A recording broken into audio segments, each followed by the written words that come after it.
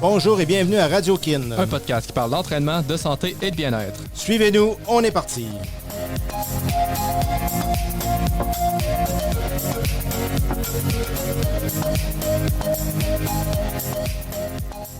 Bonjour, bienvenue à Radio Kin. Je suis avec mon partenaire fidèle. Ça ne marchera jamais, cette affaire-là. Gabriel. Hein, Gab? Salut Charles, comment ça va? Ça va être de toute beauté. Quelle entrée m'a fait. C'est parfait dans son imperfection. Ah oui, c'est ça. Soyons imparfaits, c'est ce qu'on aime. Ah, Gabriel, tu sais que j'ai essayé de faire un jeûne, hein? Ouais, tu fin de semaine ou bien comment c'est passé? Raconte-moi ça. Non, ouais, j'ai fait 48 heures, c'était en masse, j'étais en train de mourir. Comment tu l'as vécu?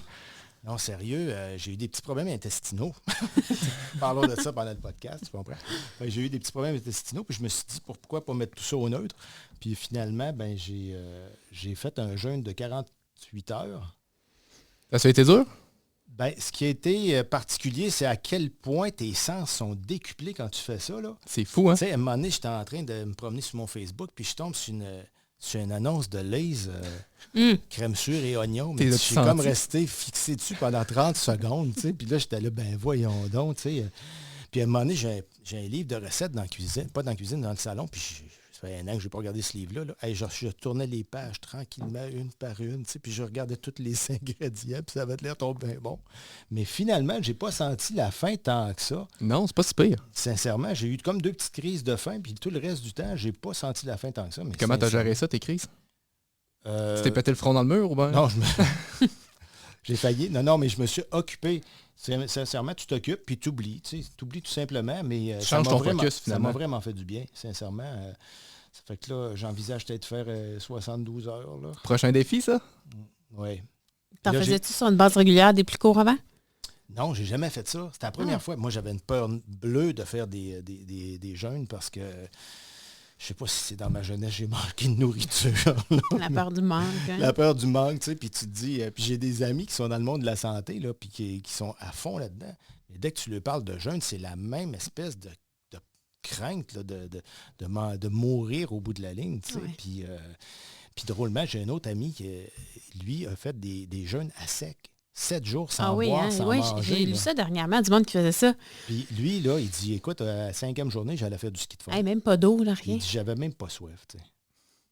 C'est fou, pareil, les ressources qu'on a. Non, le corps s'adapte, là, mais... Vous pouvez vous informer avant de faire des folies, là. Mais... Il y a des raisons c'est pas pour tout le monde non plus, on s'entend, là. Tout à fait. Fait que... Ben, j'ai essayé ça, puis là, je suis en train d'essayer tous tes trucs de fou. Le froid, là, je t'en reparlerai dans le prochain podcast, là, mais j'ai commencé ça aussi. Ben, pas dans le banc de neige, là, encore. Mais... Ah, ben là. Non, mais une petite douche froide par-ci par-là. Une petite douche froide. La finie toujours frette. Mais tu sais, j'y vais, je baisse tranquillement. Tu sais. Je mets pas ça. Pas trop de choc. Puis là, un moment donné, c'est graduel. La première fois, sérieux, ben, je vais en parler, là, mais la première fois, j'ai coupé le souffle m'a coupé, là. Puis j'ai sorti de la douche, puis je me tenais après les murs, j'étais étourdi. Moi, Gabriel, il va me tuer. Il va finir par me tuer avec ses folies. C'est lui qui m'entraîne dans ses niaiseries. Ouais. Ben, il faut le faire bouger quand même, là, un peu. Il faut tester les limites de notre corps. Ben, exactement. Ben, je les ai testés pas mal c'est parfait. C'est dans ma vie. Aïe, aïe, aïe. Bon, ben, on va maintenant arrêter nos folies, parce qu'on pourrait partir de même longtemps, nous autres. Effectivement. Donc, on a une invitée spéciale aujourd'hui. Bonjour. Bonjour, Sarah. On est content de te recevoir. Tu es fondatrice de Bougeotte et Placotine. Hey, c'est drôle, ça, parce que l'autre jour, j'ai une cliente qui n'a pas d'enfant, tu comprends? Elle a une 40aine d'années, puis j'y parle de ce podcast-là qu'on va faire, puis elle me dit, tu connais pas Bougeotte et Placotine? Je dis, ben oui, y a-tu rien que moi à Québec qui ne connaît pas ça, Bougeotte et Placotine? Et d'avoir d'autres hommes aussi qui connaissent pas. Sans expérience comme moi, là. C'est plus les hommes, hein? Les hommes pas d'enfants, là. Il y a des bonnes chances. Mais ça serait le temps qu'on commence à en parler un peu plus, justement, pour éclairer un peu de lumière dans ce monde-là. Mm-hmm. Très d'accord. Donc, en 2012, tu lances ta première succursale à Sillery. Mm-hmm. Après ça, je vais tourner des feuilles. Là. Je sais que PS, si tu écoutes ça, écoute pas les feuilles. En 2015, tu lances ta deuxième succursale Après ça, en 2017, tu ouvres à Saint-Nicolas. Mm-hmm. Et puis, maintenant, vous êtes parti dans les franchises. Tu peux me parler un peu de vos franchises? Oui, en 2018, la première franchise, en fait, j'ai été contactée pour ouvrir une franchise. Je ne connaissais rien à ça. Fait que c'est même pas moi qui avais l'intention d'ouvrir une franchise. Et on a ouvert la première en 2019 à Montréal, puis à Sherbrooke la même année, un petit peu plus tard. Donc, pour elle, ça a été quand même un beau défi avec la pandémie. Donc, 3 ans d'ouverture, mais comme 2 ans, même pas, là, d'ouverture. Et on a vendu, là, il va y avoir une franchise à Pont-Rouge qui va ouvrir au mois de mars. Okay. Puis, une licence aussi. En fait, c'est dans un gym à Saint-Jean-sur-Richelieu. Actiform. Il y a des cours de bougettes et placatines qui sont aussi à faire dans ce gym-là. Puis tout ça, tu as fait ça en 7 ans à peu près? Tout ce développement-là. Avec 3 enfants. C'est incroyable. Des petits défis par gauche, à droite aussi. Là. Mais ça s'est toujours bien fait. Tu sais, je pense qu'en entrepreneur, on trouve un rythme, puis on le suit. Là. J'ai jamais...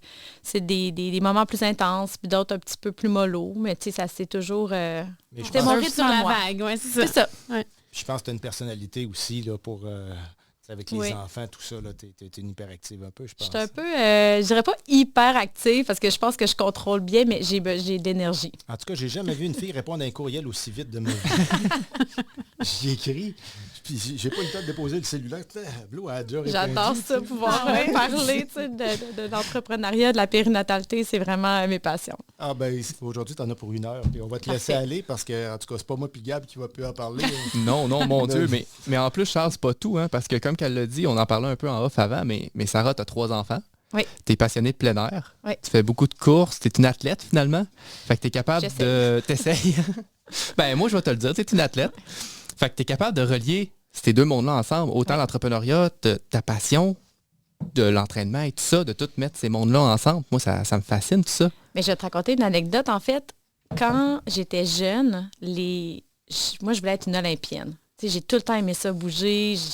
Je demandais à mon père d'aller faire du jogging. Mon père, il avait joué au basket dans le Rouge et Or. Ça faisait vraiment partie de notre vie. Puis, je voyais des mères. Puis, on dirait, je me disais, comment ça?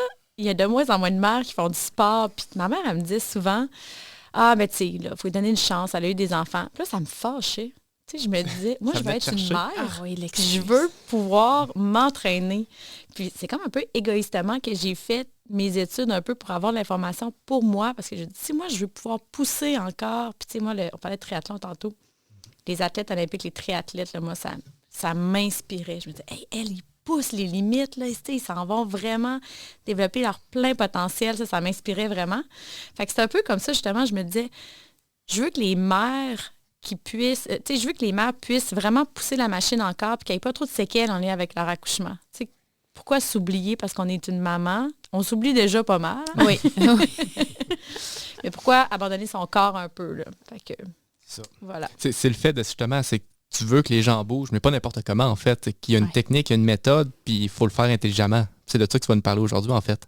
Oui, exactement. En fait, quand j'ai fait mon bac en kin, par la suite, j'étais dans le verre et or, puis il me restait des années dans le cross-country à faire. Mon chum, il n'avait pas fini ses études. J'ai dit, j'allais faire une maîtrise.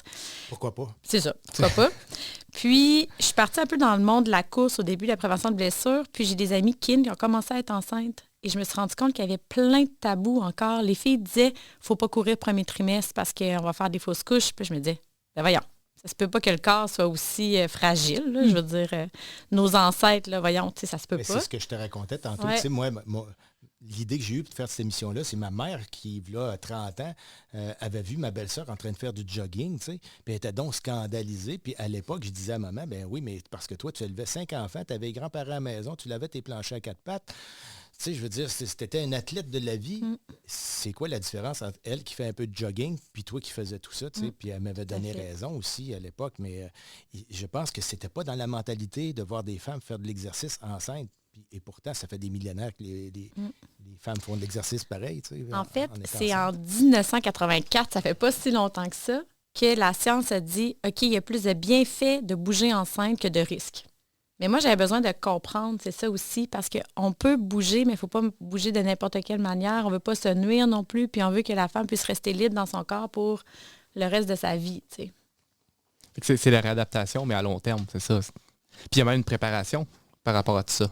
Oui. Mais écoute, Sarah, avant de se lancer dans le sujet, moi, je voulais savoir, j'ai une petite question pour commencer. Je voulais savoir qu'est-ce qui t'a créé cette passion-là. Tu m'as parlé, oui, à propos de l'entraînement, tu étais déjà sportive, tu te voyais aller aux Olympiques, puis tout ça. Mais c'est quoi? C'est vraiment, en fait, finalement, c'est ce que tu voulais savoir pour toi. C'est une expérience personnelle que tu allais chercher, c'est ça? À la base, c'était vraiment, je voulais savoir. Puis quand, à la maîtrise, j'ai découvert vraiment beaucoup d'informations, puis je me suis rendu compte que c'est de l'information qui n'était pas du tout communiquée aux mères. Autant les médecins, ça commençait les physios en périnéal, mais je me disais, mais voyons, il y a de l'information qui existe, mais les mères ne le savent pas. Comment ça? Puis c'est là, en fait, qu'est venue l'idée de dire, moi, je veux influencer le plus de mères. Tu sais, je veux comme répandre la bonne nouvelle. Là, tu sais. Il y a moyen de continuer d'être active, de s'entraîner, de récupérer de son accouchement, puis pas d'avoir de séquelles, mais il faut comprendre le corps, puis il faut en prendre soin. Puis, tu sais, c'est en éduquant aussi là, qu'on donne du power aux gens. Là. Totalement. Oui. C'est ça. Donc, c'est de là qu'est venue justement l'idée de dire, faut qu'on répande la bonne nouvelle, il faut que les femmes sachent qu'il y en a de l'information. Puis quand j'ai commencé Bougeotte, là, je cognais aux portes de toutes les cliniques médicales. Tu sais, je voulais aller parler aux médecins pour leur dire... Fait que j'étais contente d'avoir ma maîtrise parce que je parlais leur langage aussi, là, tu sais. Puis j'allais faire des présentations. Je payais le lunch. Puis, puis j'y allais. Puis j'étais juste là pour les éduquer, ce qu'ils n'avaient même pas appris dans leur cursus. Les mettre à jour sur comment bouger enceinte. Puis tu étais reçue comment? Ça dépendait, hein, système public-privé, là. OK. Homme-femme, y avait-tu... C'est sûr qu'il y a eu des vieilles mentalités. Restons polis. Mais ce qui m'a vraiment aidée, c'est quand j'ai ouvert Bougeotte, où je me suis installée, il y a beaucoup de médecins qui habitent dans ce coin-là. Okay. Donc, j'ai eu quand même plusieurs clientes médecins qui sont venus s'entraîner. Wow. Okay, et ça fait un peu de bouche à oreille. Puis c'est elle qui me faisait rentrer des fois pour venir parler, tu sais. Wow. J'ai quand même toujours été bien reçue parce que c'est pas un service qui existe au public. C'est pas comme si je rentrais en compétition avec un service public. Là. Mais tu disais public-privé aussi. Il y avait une différence dans ton accueil, dans l'accueil? Bien, en fait, c'est que le système public, habituellement, ne fait pas de promotion d'entreprise privée. Donc, il y avait bien de la difficulté à m'accueillir puis à parler. Donc, j'allais vraiment, en mon nom, Sarah Baribeau, kinésiologue, experte en périnatalité. Des fois, on me demandait de ne pas parler de mon entreprise, mais je finissais toujours par parler de mes cours parce que je les avais inventés pour, je me disais... Tu réponds aux besoins, là. Bien, c'est ça. On répond à un besoin présentement. Là, je comble un besoin qui n'existe pas dans le système public. Puis il n'existe pas encore. Tu peux pas ne pas faire le pont, veux pas, avec les cours, avec la réadaptation, on s'entend. Oui, mais j'ai quand même finalement été bien accueillie, puis j'en ai fait pas mal de présentations, puis les médecins me réfèrent avec plaisir. Fait que, on fait bouger les choses, puis l'important, c'est de mettre la patiente ou la cliente au centre des préoccupations de toute façon. Fait que si c'est son bien qu'on veut, là, des fois, c'est bon qu'on va tasser un peu. Oui, puis c'est bon de brasser un peu la cage aussi, puis de faire tomber des tabous, dans ce monde-là. Tout à fait. Il y en a tellement de tabous. Énormément. Et toi, Julie, excuse, oui. Mais non. Et toi, Julie, attends un peu de chanson, quand même. Julie, là, tu sais, Julie, elle est super mignonne. Allez, à plus. Ah, Julie. Oui. Toi, tu as pris des cours chez... Oui, en fait, j'ai fait une formation, c'est ça, suite à ma première grossesse. Fait que ça fait déjà 4 ans. Oui, c'est ça. En fait, c'est fou parce que, je suis kinésiologue. On apprend l'anatomie, on apprend tout ça. Mais ce que j'ai appris, on ne l'a jamais appris à l'université.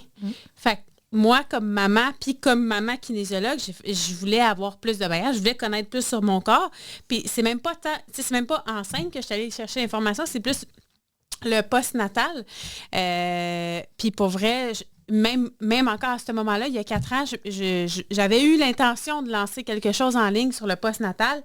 Finalement, ça n'a jamais vu le jour, mais je trouvais encore qu'à ce jour, il y avait beaucoup, beaucoup, beaucoup de... Fausses informations. Oui, c'est ça, de fausses informations. Puis on dirait que c'est ça je ne sais pas comment l'expliquer, mais c'est tellement important, c'est tellement la base.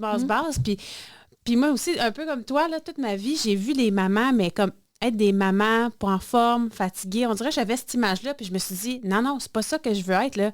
Une maman, ça se peut que ça soit active. Une maman active. Fait que, tu sais, c'est ça. Fait que tout ça a fait en sorte que j'ai essayé d'approfondir mes connaissances là-dessus. Puis je trouve aussi que les connaissances en périnatalité, on peut l'appliquer à un peu tout le monde. Tu sais, juste la contraction du transverse, le fessier, la synergie entre les muscles, tout ça. On n'invente pas la roue, en fait, on met en lumière des choses, mais le corps, c'est lui qui dit. C'est ça. Fait que, bref, toutes les informations que je suis allée chercher dans la formation, je l'applique à tous les jours, puis pas juste avec des postnatales, tu sais, même avec des hommes, là, des hommes qui ne savent pas contracter leur périnée, pas leur périnée, mais périnée et transverse. Oui, il y en a un aussi. On a un transverse. Aussi, oui. Mais le Pyrénées, oui, il y a des hommes qui ne savent pas qu'il y en a un, là. Fait que... Je suis subjugué. Mais, bref. Tu sais, ce que je retiens de ce que tu as dit, c'est que dans votre cursus, vous avez à peu près le même cursus, puis vous n'avez jamais vu ça à l'université, non. Sarah? Comment tu l'as expliqué? À quelle université, toi? J'ai fait bac à l'Université de Montréal, puis après ça, Sherbrooke. C'est ça, comme je disais, en fait, un peu avant, tu sais, à l'Université Laval, c'est drôle parce que une prof de l'Université Laval en kinésiologie est venue comme cliente et elle s'est rendue compte que dans le cursus, on n'en parlait pas assez. Puis là, le bac en kin se modifiait. Puis là, elle m'a approchée et elle a dit « Tu veux-tu me donner un coup de pouce? On va faire une vignette en périnatalité. » C'est la seule université au Québec qui met autant d'heures sur la périnatalité. Moi, j'ai fait mes études à Sherbrooke, puis on en parlait peut-être l'équivalent de 3 heures au bac, puis c'était... Sérieusement, on n'en sait rien. C'était bien trop superficiel, ça n'avait pas de sens. Puis dans les autres universités non plus. La maîtrise, moi, c'est une maîtrise type cours que j'ai comme inventée. J'ai demandé à mon directeur de maîtrise, j'aimerais ça faire une revue de littérature sur ce sujet-là, puis embarquer avec moi un directeur en biomécanique. Là, il avait étudié les semelles de chaussures. Tout à fait dans le domaine. Course à pied. Mais j'ai eu la chance quand même, puis je suis quand même fouineuse, là. J'ai découvert beaucoup, je me suis intéressée à ce qui se passait en Europe, aux États-Unis, puis tout ça, puis j'ai vraiment été autodidacte au niveau de mes connaissances, mais crime, encore aujourd'hui, je pousse, là. J'écris aux universités, là, puis non, c'est lourd à Est-ce que c'est déplacer. partout pareil dans le monde ou tu sais si dans d'autres pays... je reviens, là, ça se bloque super bien. Oui, c'est vrai. Je reviens de la Belgique. Oh yeah! Mais je reviens de la Belgique, là-bas, c'est des kinés. C'est des kinésithérapeutes, en fait, un peu comme à l'université de Sherbrooke. Les kinés, en fait, c'est comme les physiothérapeutes, mais ils font un petit peu plus de prescription d'exercice. Puis là-bas, sinon, les kinésiologues... Il ne faut pas parler des kinésiologues là-bas parce que c'est vraiment ésotérique. Là. Oui, c'est la kinésiologie appliquée. Oui, c'est ça, exactement. Okay. Donc là-bas, je me présentais l'équivalent d'avoir fait STAPS avec une maîtrise un peu en périnatalité. Mais je remarque que là-bas, étant donné que c'est un système un peu où les mamans peuvent aller voir des kinés puis que les assurances vont payer en postnatal, à partir de 6 semaines, ils peuvent aller voir un kiné, mais il n'y a pas de suivi. Mais aussi, on est vraiment chanceux ici. On est chanceuse. Chanceux, parce que les pères aussi, mais... Les mères peuvent avoir 1 an de congé de maternité, peuvent avoir du temps pour prendre soin d'elles. Là-bas, c'est 4 mois, 14 semaines ou 16 semaines, puis si elles l'allaitent, elles peuvent se rendre à 6 mois. Belgique ou en France? Belgique-France. Ah, les deux sont pareils. Oui. Puis aux États-Unis, il y en a plus. C'est une plus grande jungle aussi, là, il y a plus de monde, puis il y en a plus des petits gyms, mais c'est quand même, on est avant-gardiste là, au Québec, là, de s'occuper autant de la mère puis de s'intéresser. C'est ça. On commence à voir que moi, je suis toujours surprise de savoir que là, moi, je suis reconnue dans mon domaine ailleurs. Je suis comme, OK, il n'y a vraiment pas tant de monde qui la connaissent autant, mettons. On est avant-gardiste, mais en retard en même temps au Québec. Là. En fait, je me dis façon. toujours que si ça avait été un problème d'homme, ça ferait longtemps que ça serait réglé. Je pense que tu as vraiment raison. C'est vrai, c'est ça. Tellement. Ouais. C'est fou, là, ça fait vraiment... Tu sais, juste quand on parle d'avoir des femmes aux Jeux olympiques, là, ça fait même pas si longtemps que ça. Fait que, tu sais, pour nous, c'est comme en 2021, on se dit, voyons, comment ça, on s'en occupe pas, mais toute l'histoire de prendre soin, tu sais, de la femme puis de l'inclure, c'est quand même... on est encore là-dedans. Puis dans l'entraînement, de la manière que certaines personnes peuvent voir ça, c'est comme... On a un gros bloc qu'on parle d'entraînement, mais là, il faudrait faire un bloc pour quelque chose qui arrive, mettons, sur une période d'1 an. Fait que ça, on va le voir plus tard. C'est comme pas grave, c'est accessoire. Mais c'est tellement primordial, selon moi. Tout décolle de là aussi. Puis c'est pas juste le bébé, mais c'est la mère, puis c'est l'interrelation entre les deux. Puis c'est du cas par cas. On s'entend? Oui, exactement. En fait, comme quand on fait du traitement, c'est ça qu'on disait tout à l'heure, on a une femme devant soi, elle a un historique au niveau de ses blessures, au niveau de sa pratique d'activité physique, au niveau de ses objectifs aussi. Elle va avoir une grossesse qui va être vraiment propre à elle. Peut-être qu'elle a été active, peut-être non. Peut-être qu'elle a été alitée, peut-être que non. Ensuite, elle va avoir un accouchement qui va peut-être avoir été traumatisant. Peut-être que non. Elle va peut-être avoir une césarienne, peut-être que non. Puis ensuite, il va avoir le bébé à travers tout ça. Est-ce que le bébé, ça s'est bien passé à la naissance? Est-ce que par la suite, le bébé, c'est un bébé qui fait ses nuits? Est-ce que l'allaitement, ça va bien? Comment elle est sensible au changement hormonal? Donc, de où part son corps? Donc, ça rééduque, ça va être vraiment personnalisé. Nous, on a créé le cours, là, Premier pas de maman, qui est comme un tronc commun. C'est un cours de rééducation. Puis je trouve ça important de parler de rééducation parce que c'est pas la même chose que remise en forme. Non, c'est ça. Mais explique-moi la différence. Comment tu vois ça, toi, un versus l'autre? Bien, on peut comparer à n'importe quelle blessure. Tu sais, le corps il a été mis sous des stress, finalement, durant la grossesse. Ouais. Puis l'accouchement, le plus gros stress. C'est une grosse agression pour le corps, là, on s'entend. Tout à fait. Au même titre que j'ai le ligament croisé déchiré puis je me fais opérer, on parle de rééducation. Il va y avoir des étapes à faire. Il va y avoir de la proprioception, il va y avoir de la mobilité, il va y avoir du renforcement. On va travailler éventuellement en endurance, en hypertrophie, en force. Puis on va, après ça, choisir des activités qui vont respecter le genou. Ça va être comme notre chaînon plus faible. Bien, ça va être un peu la même chose. Les abdominaux, le plancher pelvien, ça a été les muscles qui ont été mis le plus sous tension. Donc, ça prend une phase de guérison physiologique, un 6 à 8 semaines, juste pour que les tissus s'adaptent. Il va avoir après ça un renforcement, proprioception, travailler cette musculature-là, connectée à son corps. La différence avec un athlète puis une maman, c'est qu'elle, en plus, elle a tous les changements hormonaux, puis elle a un bébé. Elle ne peut pas juste se concentrer sur sa rééducation. Ouais, c'est pas une variable dans l'équation. C'est pas si facile que ça, c'est ça. C'est réussir à prendre du temps pour elle, à récupérer. Ses temps de repos ne sont pas aussi optimales, là, mettons. Donc, il va vraiment, l'important, là, souvent je résume, même quand j'éduque les mamans, je leur dis, le mot le plus important à retenir, c'est progression. Et c'est d'en faire un petit peu souvent. Comme n'importe quoi, on le sait dans la prévention de blessures, la gestion du stress mécanique, la progression au niveau du stress mécanique, d'y aller souvent, pas longtemps au début, mais ça va être la même chose. Ce qu'ils apprennent dans les exercices, dans les cours, c'est qu'elles peuvent le prendre puis l'amener à la maison quand elles lèvent la coquille, quand on lève le bébé. C'est sûr que si elles bougent tout croche à la maison, même si elles viennent faire un cours une fois par semaine, c'est pas l'idéal. Puis, elles se sentent proactives. Donc, dans la rééducation, si elles viennent une fois par semaine, elles font leur exercice et apprennent à respirer. Puis, comme tu disais tout à l'heure, là, nous, c'est qu'on a la chance d'avoir des mamans qui écoutent, qui veulent, qui sont disponibles, mais comme 95% de la société pourrait faire le cours Premier pas de maman, puis ça serait vraiment absolument. Mais complètement. Écoute, le nombre c'est ça, pour faire un parallèle avec nos clients là, en traitement, la majorité des gens ne savent pas comment respirer. Mm-hmm. Je fais juste pour le fun, le monde couché, là, je leur demande, prends-moi une grande inspiration. Mm-hmm. Déjà, je me dis, OK. Il y a juste les épaules qui montent, il n'y a rien d'autre. On a déjà un la grandes inspirations de stresser. C'est ça. La respiration, sinon vraiment beaucoup dans le ventre, jamais au niveau diaphragmatique. On part de là, on part de la base parce qu'on se dit, si la base est bien mise, là, ça va leur servir pour toute leur vie après ça. Oui. Donc, ça va être vraiment au niveau de la rééducation. Mais par la suite, on ne peut pas tout à coup, on parlait de course à pied, on ne peut pas tout à coup dire on part de 0 puis on va à 5 km.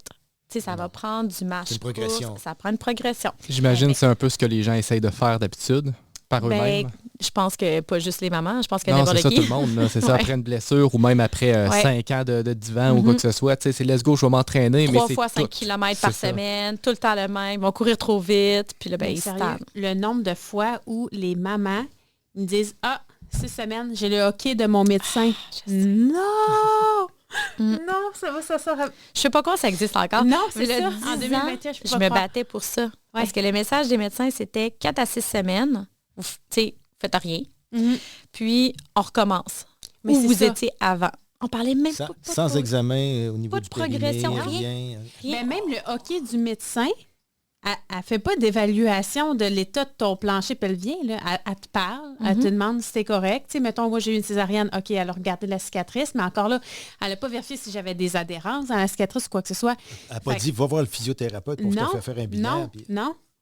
je veux dire, ça devrait être de base, comme tu viens voir ton médecin à 6 semaines, puis ou même avant. Ça devrait être parlé pendant la grossesse, après ton accouchement, ça va avoir l'air de ça. Ça va être tac, tac, tac. Il va falloir que tu aies voir un physio, puis tout ça, tu sais. Mais ça, c'est vraiment une grosse lacune, honnêtement. Là. Puis en fait, tu sais, c'est parce qu'il y en a qui ne peuvent pas se permettre d'aller voir un physio ou quoi que ce soit, mais au moins, tu sais, de dire, ben ça va être important de reprendre progressivement la marche, de faire un peu d'exercice, de faire des exercices au niveau du plancher pelvien, idéalement des exercices progressifs d'abdominaux. C'est là qu'ils ne savent pas trop quoi faire, les mamans.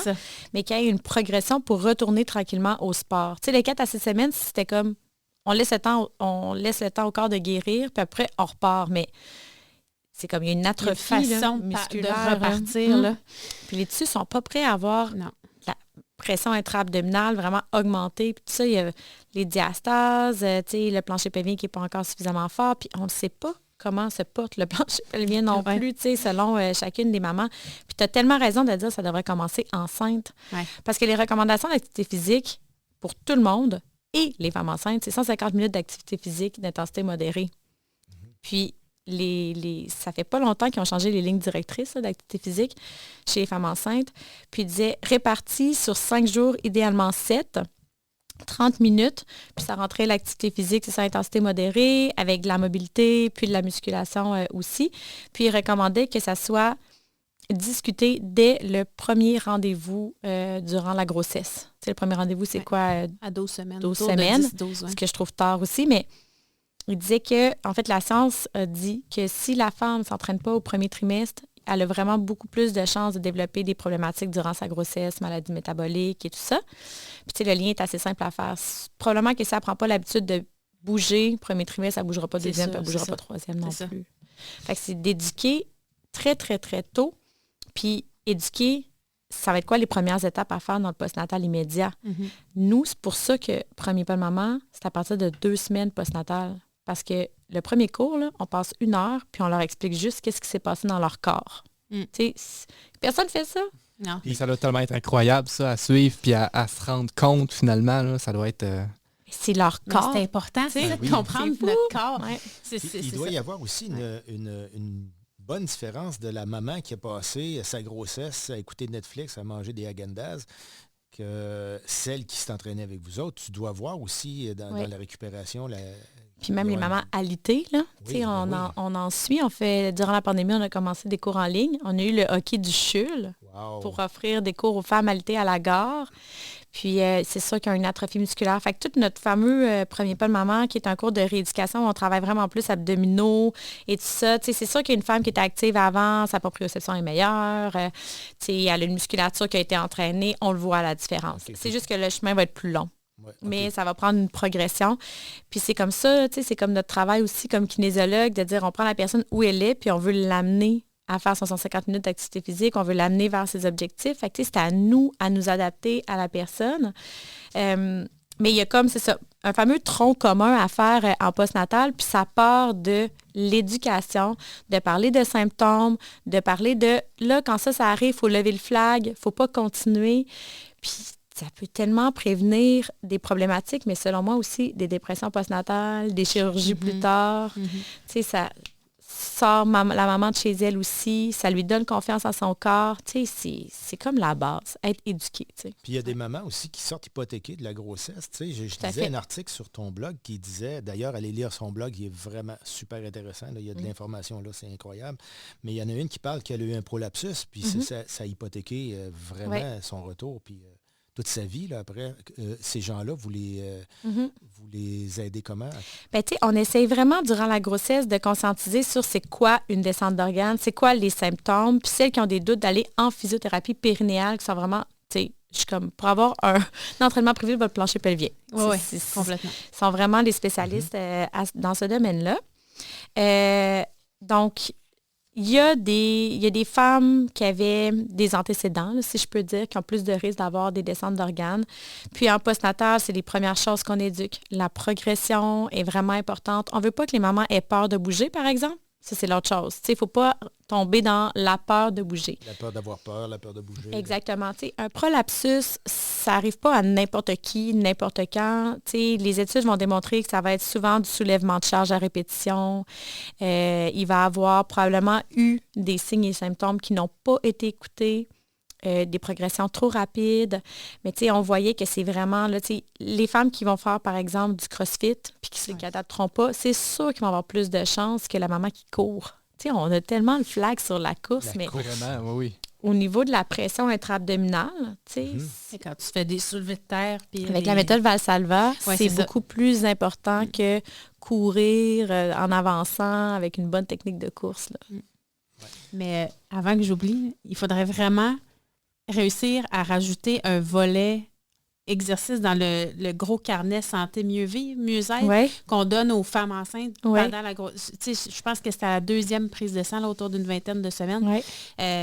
Ça serait tellement intéressant d'avoir un volet là-dedans. Là. Écoute, quand je disais que j'étais un peu fouineuse, puis j'étais un peu tannante, là, j'ai été relectrice pour le mieux vivre, moi. Oui. Dans la section activité physique. Bon.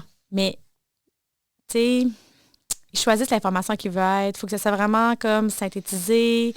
Donc là, j'ai vérifié au moins l'information qui était. Ça ne peut pas être trop spécifique non plus. Fallait que ce soit des mots, tu sais, qu'on vulgarise. Mais même les exercices, en fait, moi, souvent, je me dis, il faut au moins parler des symptômes. Parce que un exercice, souvent, le problème, c'est pas les exercices, c'est comment sont faits les exercices. Il n'y a pas vraiment de ne fais pas ou fais. Quand on parle du CrossFit, une maman, là, qui aime sa gang de CrossFit, puis qui y va, puis qui adapte l'entraînement, puis qui diminue ses charges, puis qu'elle expire quand elle force, puis qu'elle fait une préactivation de son plancher pelvien transverse, puis elle fait attention à sa posture, puis qu'il n'y a pas trop de compensation. Bon, il en demande beaucoup. Moi, j'en ai fait jusqu'à 20 gens conscients. Ça prend un kin, là, à côté d'elle. Ça prend des gens conscients de leur corps, là, parce que même moi, je pense que j'aurais de la misère.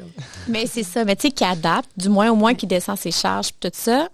Le problème, c'est pas le CrossFit. Le problème, c'est une maman qui voudrait pas adapter, qu'on ne dit pas d'adapter son entraînement, puis qui veut continuer de lever le maximum de charge, mais que ses muscles profonds sont pas capables de supporter cette charge-là. Elle peut se magasiner des problèmes. Ouais.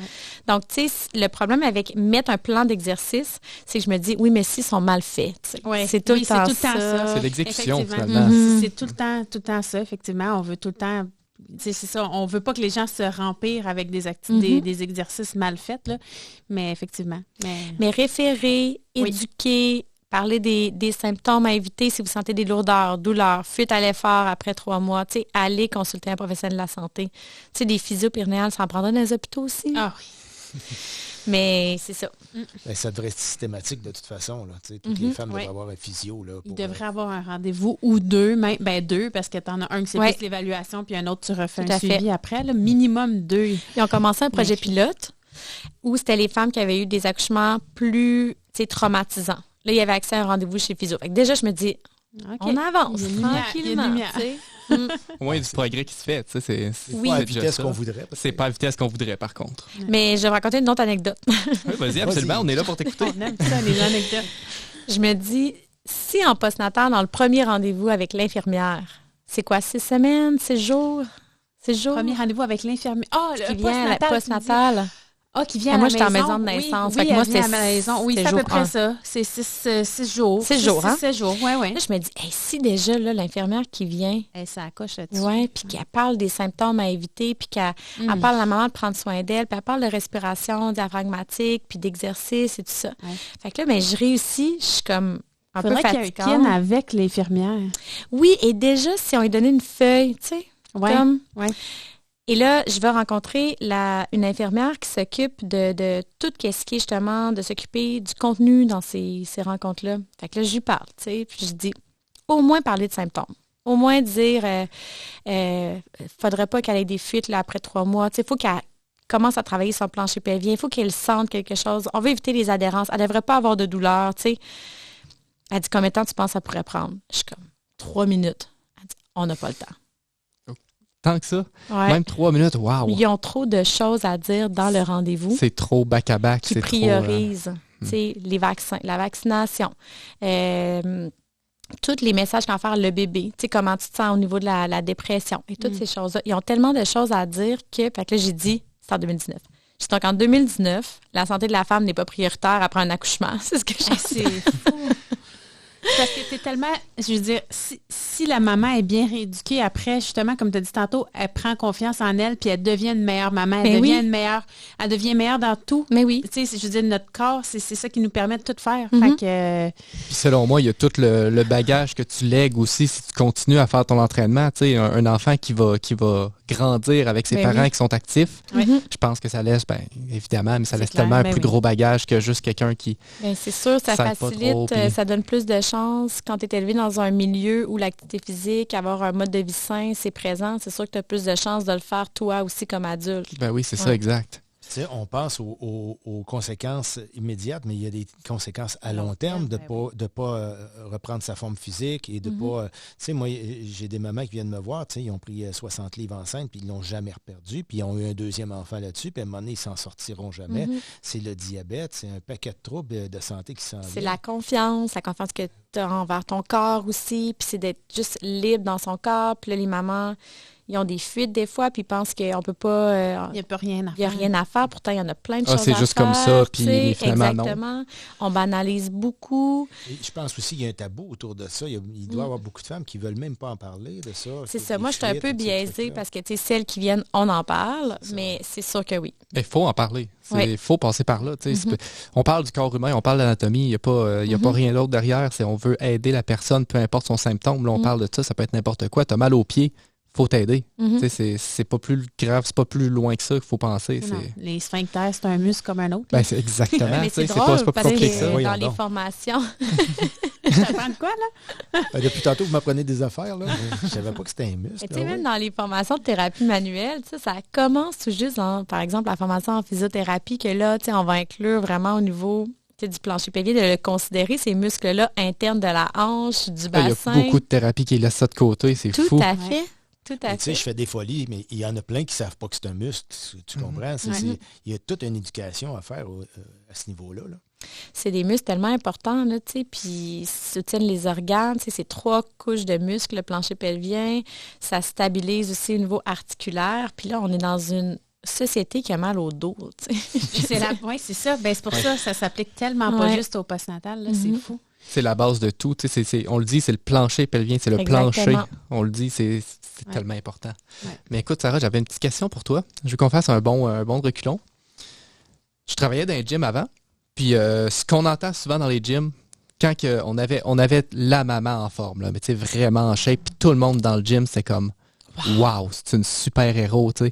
Puis oui, à mon sens, c'est une super-héros, tu sais, d'être capable de faire ça. Mais je voyais toutes les autres mamans à côté, qui soit que même avec un suivi d'entraînement privé, qui me disaient, je vais tomber enceinte, je veux tomber enceinte, fait que là, il va falloir mettre un an de pause là-dessus, puis, mais perds pas tes habitudes, t'es déjà là. Mais en fait, la question, c'est, être une maman performante, c'est possible finalement. C'est pas juste les entre guillemets, super-héros qui sont capables, c'est que si tu fais les choses que tu as à faire, si tu fais ta progression, ça serait possible d'être une maman performante finalement. Comment tu vois ça, toi? Puis c'est quoi la performance aussi? C'est ça, en fait, chacun a ses intérêts. Là. Il y en a qui sont performantes, il y en a qui ne le sont pas, mais en fait, le but durant la grossesse, c'est d'adapter. C'est vraiment d'adapter l'entraînement. Moi, je dis tout le temps, on veut faire un entraînement qui va s'adapter aux changements physiologiques de la femme enceinte. Puis ensuite, on veut faciliter la rééducation postnatale. C'est juste 9 mois de grossesse. Fait que, ça vaut la peine de rester active. Puis, de où elle part, la maman, si elle avait vraiment des charges lourdes, on va peut-être diminuer ses charges parce qu'elle là, est moins capable de gainer avec les abdominaux. Donc, c'est sûr qu'elle va compenser. On diminue les charges, mais on ne va pas lui donner des 3 livres là, à la maman qui faisait du crossfit. Non, c'est ça, elle était déjà capable de faire. C'est ça, on va peut-être l'éduquer comment respirer, comment bouger, comment avoir une bonne posture. Mais elle, le but, ça va être probablement de maintenir. Ce qu'on veut, c'est maintenir la forme physique. Puis par la suite, elle va vouloir revenir à son sport le plus rapidement possible. Fait que c'est sûr que si on fait des niaiseries durant la grossesse puis qu'on n'adapte pas, elle a plus de chances d'avoir des problèmes en postnatal après puis que ça prenne plus de temps. Je pense que ça se peut. Je pense, par exemple, que parfois, ça se joue entre les 2 oreilles. Je pense qu'il y a des mamans, c'est ça, qui n'acceptent plus ou moins que leur corps change non plus, puis qui ne sont pas prêtes à s'adapter, puis qui font de la performance à tout prix. Je pense qu'il y a de tout. Je pense que ça peut être bien fait comme ça peut être mal fait. Je pense qu'il faut accepter que le corps change, qu'il faut adapter, qu'il faut ralentir, pas arrêter, mais ralentir, Je me dis tout le temps ça. Comment? C'est c'est ça, de ralentir, mais par la suite, on va pouvoir reprendre un élan, en postnatal. Mais ça, arrêter pendant 1 an ou quoi que ce soit, pour moi, ça fait aucun sens. Ben, moi non plus, je suis tout à fait d'accord avec toi. De toute façon, c'est pas prescrit non plus d'arrêter, à moins d'avoir une grossesse à risque ou avoir Exactement. des problèmes. Oui, c'est ça.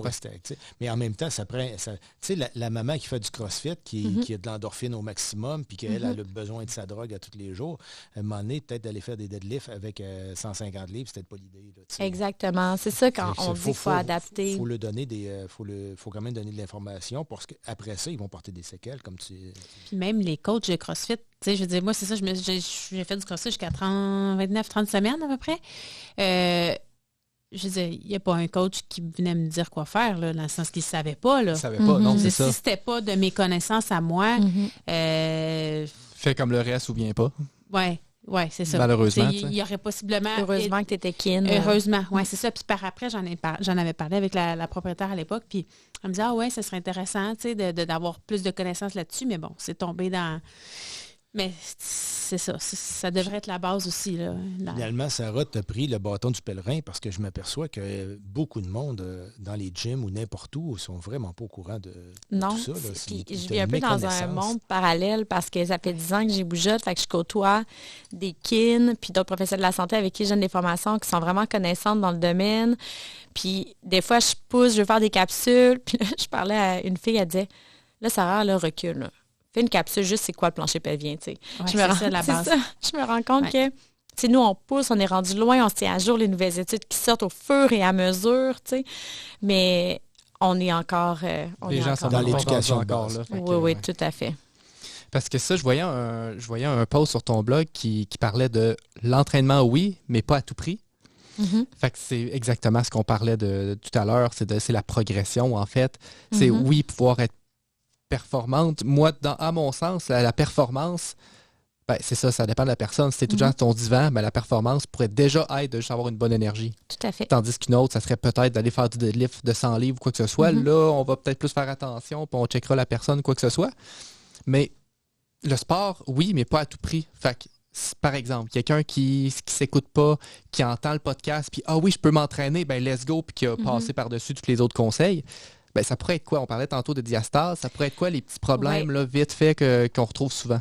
En fait, tu sais, il y a comme 2 catégories. Il y a des choses vraiment à éviter qui pourraient mettre le bébé en danger, tu sais, le fœtus en danger, comme tout ce qui est grand impact. Donc, parce qu'il pourrait avoir un décollement placentaire, suivi d'une hémorragie, quoi que ce soit. Fait que c'est sûr que le ski alpin qui s'en vient, je sais qu'il y a des femmes enceintes qui disent « Oui, mais moi, je suis bonne, ça fait longtemps que je skie. Ouais, je comprends, mais une plaque de glace ou un petit de 2 ans, lui, qui est pas bon, qui te rentre dans les genoux. » Tu sais, en fait, c'est juste être consciente des risques, puis après ça, d'assumer. Même le centre de gravité aussi, là. Tout à fait. Avant, j'étais capable de faire des handstands enceinte. J'étais plus capable de trouver mon équilibre. Non, c'est ça. J'étais plus capable. Ensuite, tu sais, tout ce qui est... mais en même temps, moi, j'ai fait du ski de fond pendant mes grossesses. Puis, tu sais, tomber en ski de fond, tomber en ski alpin, c'est pas le même impact non plus. Fait que, tu sais, il faut comme relativiser aussi. Vélo de montagne, même chose, tu sais, vélo de montagne, il y a quand même beaucoup de risques de chute. Tu sais, au niveau du pourcentage, là, ratio temps de vélo de montagne et risque de chute est quand même élevé. Donc, même chose, si on est en descente, par exemple, on fait de la descente enceinte, là, on peut vraiment mal tomber. Fait que c'est juste d'être en connaissance de cause que ça se peut qu'un très grand impact fasse un décollement placentaire, une hémorragie, puis qu'on perde le fœtus. Fait que, il y a des choses comme ça. On va essayer aussi, dans le premier trimestre, d'éviter l'hyperthermie qui pourrait nuire au développement du tube neural du fœtus. Fait que, c'est ce genre de recommandations. On parle des fois d'intensité. Aussi, on va dire, on ne veut pas aller au-delà de 90% du VO2 max, mais je dirais que c'est rare que les femmes enceintes se rendent là, que la population générale se rende là, et on ne sait même pas, en fait, s'il y avait vraiment des effets négatifs. Donc, on va plus miser sur, on vise à atteindre une intensité modérée, d'être capable d'être essoufflé, mais tu sais, c'est pas si clair s'il y a vraiment des contre-indications à ce niveau-là. Ensuite, il y a la maman.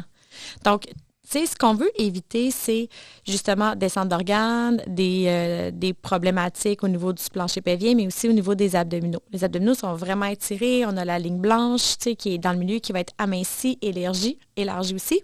Ce qu'on veut éviter, c'est des trop grandes augmentation de pression intra-abdominale et de mettre de la tension directement, par exemple, au niveau de la ligne blanche. C'est pour ça qu'on va éviter de faire des planches, mettons, quand le ventre est quand même sorti, parce que ça demande tellement au niveau du grand droit, de l'abdomen, le transverse, il n'est plus suffisamment capable de bip. Fait que là, on pousse sur la ligne blanche, la pression, là, elle aime aller où il y a des faiblesses. Fait que c'est ça qu'on va... C'est comme un gros ballon. Oui, c'est carrément ça. C'est ça. Puis là, la pression, elle est de plus en plus grande. Fait que c'est sûr que quand on fait des mouvements, par exemple, qu'on bloque la respiration, quand le diaphragme il est contracté déjà, puis que je soulève une charge, on peut imaginer que la pression intra-abdominale, elle est très augmentée, donc elle va être répartie au niveau de l'abdomen, mais elle va aller au niveau de la ligne blanche, puis elle va peut-être aller au niveau du plancher pelvien, repousser les organes vers le bas aussi. Donc, c'est pour ça qu'on va dire on veut expirer. Moi, j'ai des petits trucs là, dans les pour que les mamans se corrigent, il faut s'assurer d'être capable d'expirer quand on force, de ne pas compenser, de garder une bonne posture, d'être grande, d'être allongée. Peut-être qu'on peut faire une préactivation, engager plancher pelvien transverse. Si on fait des mouvements, puis on est toujours en train d'arquer le dos, on voit toujours le ventre qui sort, qui fait un dôme ou qui sort au complet, bien, c'est peut-être que l'intensité, elle est trop augmentée. En CrossFit encore, là, les mouvements balistiques. Très grande demande au niveau des grands droits de l'abdomen. On peut peut-être leur donner une petite pause, là. Surtout si on faisait du CrossFit, ils doivent ça doit être déjà stimulé, là. Très tête les grands droits. Là, on veut peut-être plus les étirer. Tout ce qui est impact, c'est pas clair. L'équitation. L'équitation, j'irais au-delà de... Tu sais, je pense... On ne peut pas faire de lien avec l'équitation, créer des descentes d'organes, quoi que ce soit. Moi, j'irais plus dans... On est quand même assis sur un cheval, puis c'est un animal, puis ça se peut qu'il décide de partir au galop. De chute, finalement. C'est ça. Ouais. J'irais plus dans le risque de chute. On a voulu vraiment dire que la course et tout ça, c'était... Encore une fois, la maman, il faut qu'elle s'écoute. Peut-être que pour certaines qui va courir, elle va sentir des lourdeurs au niveau de son plancher pelvien. Bien, ça va juste mettre en lumière que c'est trop intense pour la capacité de son muscle. Fait que c'est pas que la course, c'est mauvais. C'est peut-être bon pour certaines, moins bon pour d'autres. Fait que c'est du cas par cas.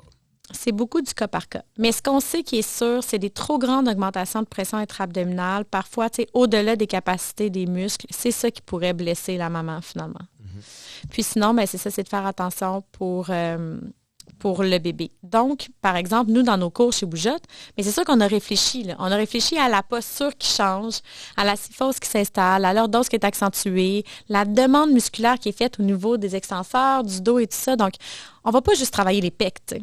On va travailler les extenseurs du rachis aussi, en mobilité. On va travailler un petit peu les fessiers aussi. La maman est tout le temps dans tes versions. Fait que, on va réfléchir à qu'est-ce qui est fonctionnel pour que la maman elle ait le moins de maux possible, qu'elle ne se nuise pas, qu'elle puisse vivre vraiment une belle grossesse. Parce que ce qu'on veut, c'est qu'ensuite, en postnatal, elle soit restée forte, en forme, puis qu'elle puisse revenir le plus rapidement possible. Quelques petites questions à rafale que j'ai vues, les trucs qu'on voit revenir souvent, puis je veux savoir si tu es d'accord ou pas d'accord avec ça. OK, super, ça j'aime ça. Premier point, tu en as parlé tout à l'heure, fait que ça je connais déjà la réponse, mais le 150 minutes par semaine, ça c'est bon finalement. Ça, là, c'est tout le monde, hein? C'est la population en général. C'est ça, parce que souvent on conseille ça pour les gens qui s'entraînent normalement. Ouais. Fait que là, après ça, on transfère ça femme enceinte, oh mon Dieu, ben non, ça va être trop, même c'est chose. Pas trop finalement. Non. Puis on disait qu'il faut pas répartir ça, c'est comme un minimum de 3 fois. Dans le fond, tu peux pas faire une fois, on s'entend. Non, idéalement pour avoir les bienfaits. Puis chez la femme enceinte, en fait, ça, c'est le minimum pour avoir les bienfaits. Fait que c'est pas le maximum, c'est le minimum. Si on veut avoir tous les bienfaits, là, prévenir les maladies métaboliques, faciliter au niveau de l'accouchement, peut-être prévenir des maux, durant la grossesse, on ne va pas les annuler, mais les prévenir. Au niveau du plancher pelvien aussi, puis des abdominaux, s'entraîner, ça va faciliter justement... on a moins de chances d'avoir des problématiques au niveau du plancher pelvien en postnatal aussi. Fait que c'est pour puis prévenir toutes les maladies métaboliques, préclampsie, diabète gestationnel et tout ça. C'est minimum 150. C'est pas facile, là. Parce que monsieur, madame, tout le monde, c'est pas facile. Non, c'est ça. Là, Non, on le sait, hein, Gab. C'est pas facile. faut répartir ça. Ça serait quoi le petit truc? Ça serait comme 4 fois 30 minutes? Ça serait... En fait, ils disent les recommandations, c'est 3 à 5 jours, idéalement 5. Fait que tu disais 5 fois 30 minutes par jour. OK. Donc, on y va se répandu un petit peu à tous les jours. Puis, OK, super. Qu'est-ce que tu penses de s'entraîner sur le dos ou juste être sur le dos en position. Ça a duré longtemps, cette croyance-là. Il y a la croyance que, avec tout le système porte, que tu vas aller écraser toute la pression abdominale. Fait que ce que j'ai entendu, c'est quand tu es surveillé, oui, mais seul à la maison, fais attention d'être sur le dos. Qu'est-ce que tu en penses? N'importe quoi. Ça n'a pas rapport. Tu vas le sentir arriver. C'est même plus dans les recommandations. C'est même plus dans le guide. Il n'y a même plus de faire attention au côté droit, coucher côté droit, côté gauche. Le corps est assez bien fait. Cool. La maman va sentir un inconfort avant qu'il arrive quoi que ce soit au bébé. Ça se peut qu'elle soit inconfortable aussi. Là. Ça se peut qu'elle sente vraiment écrasée ou qu'elle ait du reflux. Mais elle va se sentir inconfortable avant qu'arrive quoi que ce soit au bébé. Là. C'est des fausses croyances. Aucune crainte, juste attends qu'il y a un petit quelque chose de pas correct, ben là, change. Oui. OK, super. Tout ce qui est entraînement assis. Oui. Moi, je me dis que ça travaille zéro le plancher pelvien. Mais souvent, on veut comme pas trop que la maman bouge. C'est comme, OK, mais je vais te faire ça dans ton petit coin, reste assis, fais un peu de biceps, un peu justement d'épaule, puis bouge pas trop. Puis c'est de la foutaise, ça, là. Complètement. C'est même, je pourrais même aller dire que ça... Tu pourrais même empirer ta situation dans ce moment-là. En fait, c'est zéro pertinent. On veut entraîner les jambes aussi. Là, ils traînent un ventre plus lourd et tout ça. Non, à moins qu'elles soient inconfortables. Ça arrive, là, par exemple. Oui, il y a des varices, des jambes lourdes et tout ça. Donc, de varier position assise. La pression aussi, la pression qui diminue dans le premier trimestre. Des fois aussi, troisième trimestre, la pression qui augmente. Donc, tu sais, de faire attention, d'adapter à qui on a devant soi. Mais non, là, faut arrêter de penser que la femme enceinte, elle est malade. C'est pas un bibelot, là. On est handicapé, là. Oui, c'est ça. Mais il y a du monde, je travaillais, je faisais les traitements, là, puis ils disent, ben non, mais tu vas pas faire, tu vas arrêter de travailler tôt. Mais non, je suis pas handicapée, je suis encore capable de forcer, tu sais. Puis je sais qu'est-ce que mon corps il est capable de faire, où il est capable d'aller. Fait que, tu sais, j'adaptais certaines techniques que je faisais plus vers la fin, là. Mais... le monde, c'est ça, il se sentait mal pour moi. Ça, je m'en souviens, il y en a qui se sentaient mal pour moi. C'est eux autres qui se font traiter, puis finalement, c'est toi qui ils prennent soin de toi, finalement. Disais, non, je suis bien. C'est notre société aussi qui fait ça, parce que selon l'emploi que tu fais, ça se peut qu'il y en ait qui soient en retrait préventif. Mm-hmm. Donc, ça amène une idée qui est comme si c'était une maladie. C'est dangereux. Ouais. Donc, moi, je trouve ça très drôle quand les médecins enceintes de 38 semaines, urgentologues, font des arrêts de travail à la femme enceinte physio qui doit arrêter à 24 semaines, mettons. Il y a quelque chose qui n'est pas logique là-dedans. Il y a comme un peu de politique qui s'est installée en arrière de ça qui peut-être mélange les gens aussi. Moi, je faisais du ski de fond. Moi, je fais du ski de fond skate. Là, puis c'était, vu que je courais pas enceinte, j'avais trop de douleurs ligamentaires. Je faisais du ski de fond, puis j'en ai fait jusqu'à la fin, puis avec ma grosse bedaine, le manteau de mon chum, puis j'étais super essoufflée là, en haut des côtes, là, déjà pas enceinte, une côte en skate, c'est quelque chose. Mais on dirait jamais je me suis dit je mets en danger mon bébé. Jamais, là, puis j'étais super essoufflée, là, mais j'étais comme, j'arrêtais, j'attendais de reprendre. Faut faire confiance à notre corps quand même. C'est ça. La nature est tellement bien faite quand même. C'est ça, exactement. Oui, puis vous vous sentez aussi, là. Vous sentez. On se connaît, c'est ça. Mais il y a du monde qui sont complètement déconnectés, mais ça, c'est un autre problème. C'est un autre volet. C'est un autre podcast. Oui, c'est ça. La santé mentale. C'est ça. Là, je voulais savoir, tu as amené le point de 90% de VO2 max. Oui. Ce qui se trame souvent, c'est entraînez-vous jusqu'à pas trop être essoufflé. Il faut que tu sois capable de tenir une longue conversation en même temps. Oui. 90%, la conversation, elle prend le bord. Là. En fait, encore une fois, ça, c'est le minimum. OK. Fait que c'est comme ça qu'il faut le voir. C'est pas qu'au-delà, c'est dangereux. OK, c'est ça. On le sait pas, parce que là, c'est quasiment le contraire qui se dit. C'est comme, va pas plus loin que ça. Mais en fait, c'est faut aller jusque-là. Mais on dit pas, va pas plus loin que ça. On dit, va jusque-là. Okay, c'est ça l'affaire. C'est que c'est sûr qu'un peu est mieux que rien du tout. Oui. Ça, je le dis souvent. Tu sais, une maman qui marche, puis que non, elle n'est pas vraiment essoufflée, je veux dire, elle va avoir quand même des bienfaits. Là. Mais si on veut avoir tous les bienfaits de l'activité physique, il faut essayer d'aller chercher un léger essoufflement. Au-delà de ça, on ne le sait pas vraiment. Okay. Parce qu'au niveau éthique, ils en ont fait quelques études, dont une avec des athlètes olympiques, des coureuses, puis ils les ont fait pousser la machine. Puis ils ont vu qu'à 90%, ils l'ont atteint.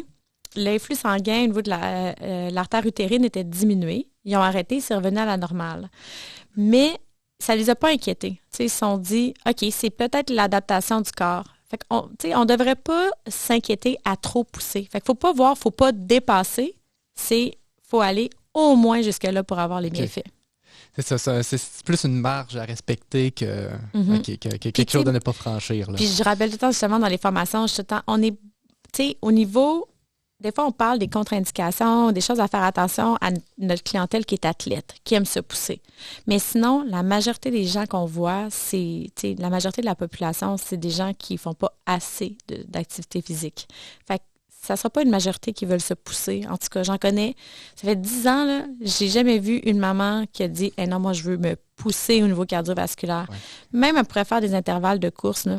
Comme on disait tout à l'heure, avant qu'il arrive quoi que ce soit au bébé, là, ça se peut qu'elle se sente pas bien non plus. Là, fait que oui, parce qu'il n'arrivera jamais quelque chose juste au bébé sans que la mère s'en rende compte. Là. Non. Puis il y a plus de risques, justement, on en parle, qu'elle fasse des deadlifts avec la méthode Valsalva puis tout ça. Il y a bien plus de risques qu'elle se blesse, qu'il arrive quoi que ce soit, qu'une maman qui fait de l'intervalle de course puis qu'elle pousse un petit peu à un moment donné. Oui, ben oui. Moi, je voudrais revenir à la base. Une maman vient d'apprendre qu'elle est enceinte, elle veut s'entraîner. Comment ça se passe à partir du moment où elle vous découvre puis elle se présente chez vous? Comment ça se passe, ces premières expériences? Nous, des fois, les mamans vont attendre le premier... ils vont venir au premier trimestre ou non. On a des cours mixtes aussi. Fait que la femme qui va venir s'inscrire dans un cours pour femmes enceintes, on a des cours très intenses. On a beaucoup de cours de TRX, entraînement mixte et tout ça, avec des exercices réfléchis puis adaptés à la femme enceinte. Puis, elle va pouvoir s'entraîner chez nous pendant toute sa grossesse. Donc, on a vraiment autant du yoga que du TRX, que j'en avais même une qui a fait mes cours de course parce qu'elle s'entraînait TRX course parce qu'elle aimait ça se pousser un petit peu. Mm-hmm. Puis, elle va venir jusqu'à la fin. Là. On a des filles qui viennent jusqu'à 41 semaines. Puis on les revoit 2 semaines plus tard dans notre cours pour un pas de maman. Puis on a fait un genre d'organigramme pour dire c'est quoi les cours essentiels chez Bougette et Placotine pour la meilleure rééducation abdominopelvienne. Selon les muscles targetés, puis selon les zones. Selon ce qui a été le plus traumatisé, disons. OK. Puis là, on a vraiment créé une série de cours pour un pas de maman, gainage 1, gainage 2. Puis là, à travers ça, on en a d'autres. Puis on a des cours saisonniers aussi, jusqu'à l'entraînement très intense pour celles qui le veulent. Puis même à travers ça, on a des cours de retour à la course à pied. Donc là, on a des devoirs à faire pour commencer progressivement. Puis au bout de 8 semaines, elles vont courir 5 km en continu, si tout va bien. Donc vraiment accompagner, là, tenir la maman par la main, puis la motiver, mais aussi la sortir de chez elle, s'engager dans un cours, prendre du temps pour elle. Moi, je trouve que c'est vraiment une belle période. On est vraiment chanceux d'avoir ce congé de maternité-là. Puis, fait que c'est ça. Puis par la suite, on se dit, crime, si on a réussi pendant 1 an à l'entraîner, là, il y a des bonnes chances qu'elle veuille continuer de prendre ce temps-là pour elle. Parce que pour moi, c'est du temps pour elle. Je trouve que c'est toujours, ça passe bien de dire, je m'en vais m'entraîner. La maman, c'est une bonne raison pour mettre son bébé aussi une fois de temps en temps de côté, dire, je vais aller jogger, parce que des fois, la maman a de la misère à prendre du temps pour elle. Oui, à délaisser, puis à revenir dans ses habitudes ou quoi que ce soit. Puis là, je dis ça, le laisser, mais les mamans, ils les amènent les bébés. Fait que ça aussi, c'est facilitant, là, tu sais. Puis nous, on aide les mamans avec les bébés. Fait que ça me fait plaisir. Puis est-ce que tu aurais un truc ou est-ce que tu aurais quelque chose à dire? Parce que j'imagine que les papas qui vont faire des grossesses sympathiques ou pas, mais juste les papas qui sont là, avoir quelqu'un qui te pousse. Ouais. Tu sais, si le papa aide la maman, aide sa blonde à motiver, puis fait les exercices avec, parce qu'on l'a dit, c'est bon autant pour les hommes que les femmes, finalement. Fait que, est-ce que, toi, comment tu vois ça, à essayer de les inciter, eux autres aussi, tu sais, à le gars qui est chez eux puis qui dit, ben non, j'ai pas besoin de ça, je suis pas enceinte, moi, ben, qu'est-ce que je pense que ça va le motiver. Je pense de voir sa blonde qui prend du temps pour elle, qui voit que son corps change, elle se réapproprie son corps, mais surtout aussi qu'elle revient à la maison puis elle est de bonne humeur, elle a pris du temps pour elle, qu'elle voit aussi s'épanouir, parce qu'au-delà de prendre soin de son corps, c'est prendre soin de soi. C'est juste comme se donner de l'importance dans la liste des priorités. Parce qu'à un moment donné, là, dans la liste des priorités d'une mère, là, la mère, elle vient quand même bas. Alors qu'elle devrait être en premier. Exactement. Fait que je pense que ça peut être comme une motivation extrinsèque de voir, sa conjointe qui prend du temps pour elle, qui se priorise. C'est comme un nouveau départ avec un bébé, que tu pourrais te donner, que justement on reprend nos bonnes habitudes, puis on essaie de léguer ça, mais c'est pas juste la job de la mère, justement, c'est ça, c'est la job du père aussi, c'est un mode motiver, de vie, hein? c'est ça. C'est un mode de vie, être actif, fait que je pense que si les deux embarquent dedans, ça serait gagnant. Ben oui, c'est ça, effectivement. Puis, fait que là, c'est ça, tu disais que tout ce qui était les chocs, finalement, c'est-à-dire pas les... Je recommence ma question. Tout ce qui était les chutes, c'était évité, mais les chocs en fait, ça a été démontré, parce que là, avant, on disait qu'on ne le savait pas, ou qu'on avait des craintes que ça pourrait amener des fausses couches, ou que... C'est sûr que non. C'est ça, ça a été démontré. Là, C'est sûr que non. En fait, au niveau de l'impact, les trucs de grand impact, là, mettons, on va penser à la trampoline. Ouais. Bon, ben ça, c'est sûr que ça n'a rien à voir au niveau du fœtus, là. Ça a plus l'impact sur le plancher pelvien. Mais encore une fois, ça va dépendre de chaque fille, de chaque femme, mais c'est sûr que dans le fond, on va se ramener toujours au niveau du corps. On veut faire attention à l'augmentation de pression intra-abdominale. Donc, des sports de très grand impact pourraient être plus dommageables que, mettons, la course à pied qui n'est même pas considérée comme un sport de très haut impact. Si on revient encore au CrossFit, les sauts de boîte, des choses comme ça à la verticale, faites à répétition. Donc, ça serait des choses justement à éviter. Mais non, les sauts, quoi que ce soit, il n'y a jamais rien qui a démontré que ça pouvait causer une fausse couche. Good, ben, excellent. Ça, c'est justement tout ce que tu reprends, toi, chez Bougeotte et Placotine, pour essayer de démontrer. Puis justement, comme on dit tout à l'heure, c'est relayer l'information finalement. Tout à fait. Éduquer. Puis redonner le pouvoir aux femmes, justement, d'être pleinement dans leur corps, là, pleinement libres dans leur corps. Oui, pour essayer de se débarrasser de tout ce qui peut te traverser au niveau de la tête, quoi que ce soit. On sait qu'on parle souvent de dépression postpartum aussi. Tout à fait. Puis tu dois le voir, ça doit être incroyable comment que les femmes qui s'entraînent, puis les femmes qui s'entraînaient déjà avant, ça doit être atténué, ce symptôme-là de dépression. Premièrement, juste contrer l'isolement. Ça, c'est une des choses parce que, il y a des mamans là, qui n'ont pas d'entourage, ils n'ont pas de famille proche d'elles, elles connaissent pas grand-chose. Ou qui ont peur de sortir. Elles pensent que leur bébé, c'est le seul à pleurer, leur allaitement va pas super bien, les changements hormonaux. Donc, juste sortir, rencontrer d'autres mamans, déjà là, ça aide. Après ça, on sait que l'activité physique, ça peut vraiment diminuer les symptômes, en fait, de dépression prénatale et postnatale. Ça, c'est démontré scientifiquement. Encore une fois, je suis biaisée. Je vois celle qui vient. Oui, c'est ça. Oui, mais on n'en parle pas assez quand même. Ça devrait être... Non, mais je me demande la question. On est tous dans ce domaine-là. Je me demande si parler des bienfaits, c'est le plus motivant. Tu sais, j'ai l'impression des fois qu'il faut comme pousser les gens à le faire puis qu'ils se rendent compte par eux-mêmes c'est quoi les bienfaits. Il faut comme donner le coup de pied dans le derrière pour les mettre dans l'action parce que juste répéter, puis là, ça fait 10 ans que j'en écris des blogs là, sur les bienfaits de l'activité physique durant la grossesse, c'est pas la chose qui est le plus vendeur nécessairement. Mais il n'y a rien comme le vivre. C'est le vivre. C'est l'expérience. Ou des témoignages. Des témoignages de mamans vraiment que ça a changé leur vie, que ça a vraiment prévenu. C'est ça. Je pense que c'est le vivre le meilleur vendeur, finalement. Puis en même temps, c'est sûr que le fait de le savoir, c'est une chose, mais je pense qu'il n'y a rien comme le fait d'être compris puis le fait d'être supporté là-dedans. Puis c'est ça qui est le fun, d'aller voir justement une équipe, aller voir quelqu'un qui te suit, avoir un groupe qui s'entraîne avec toi, avoir quelqu'un finalement qui va te motiver, mais qui va carrément te suivre dans cette histoire-là, puis quelqu'un avec qui t'épauler finalement, parce que ça doit être ta belle-sœur, ton beau-frère, peu importe qui, mais avoir quelqu'un qui s'y connaît vraiment puis qui sait de quoi qu'il parle, ça doit faire tout qu'un changement. Je pense que ça les sécurise pas mal, les mamans. Oui, puis partager entre eux aussi, leur expérience. Ils doivent se parler entre eux de ce qu'ils vivent. C'est incroyable. Tout à fait, parce que nos cours sont homogènes aussi. Là. C'est-à-dire qu'on a tous des mamans avec des bébés, mettons, de 2 à 10 semaines. Ils vivent toutes la même chose. Là, on a comme tous les bébés qui pleurent. On est comme, OK, ça, c'est 6 semaines. Là.